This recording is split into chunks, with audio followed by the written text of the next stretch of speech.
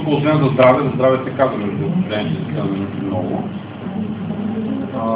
Повечето хора искат повече доходи. Колкото и да не си го казваме съвсем на глас винаги. И за това ще се опитам съвсем накратко да ви кажа защо сме в Forever.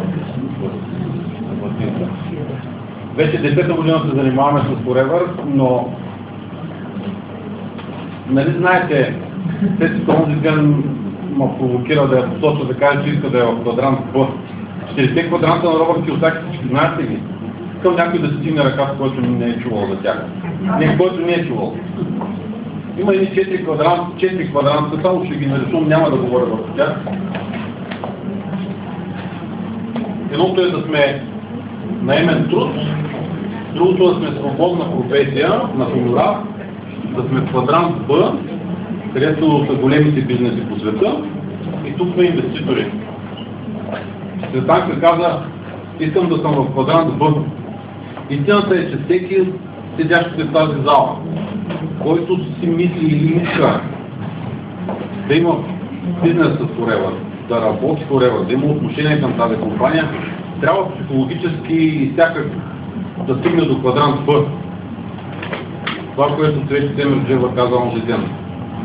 Цялата работа е, че 2003 година, когато се записахме за занимаване в Forever, нямахме никакви здравословни проблеми, както казва слухане на дърво, искахме някакъв бизнес. И този бизнес да бъде някакъв, дето го няма никъде по света.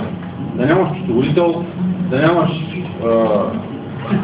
складови площи и какво друго да ви кажа. В всички бизнеси знаете какво е. Да не иска голям първоначален капитал, поне 10 000 лева или повече.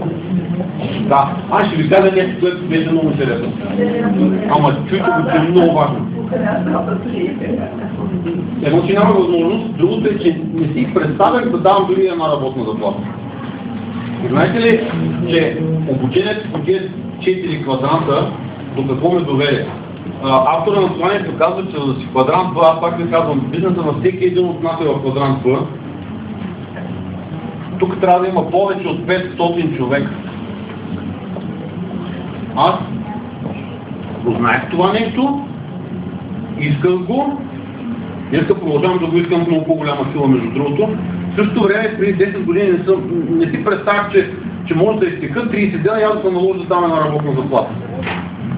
Виждате ли какъв дисбаланс е това нещо? Но амбицията да не си само на заплата, защото всички знаете какво означава това, да не си само на хонорар, защото ако те няма или ако се разболеш, моментално доходите ти спират, трябва да си тук около теб да има над 500 човека.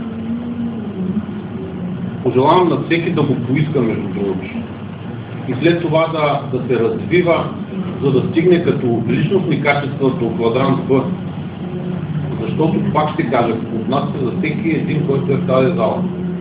Всеки един, който иска отношение с тази компания, тя дава възможност.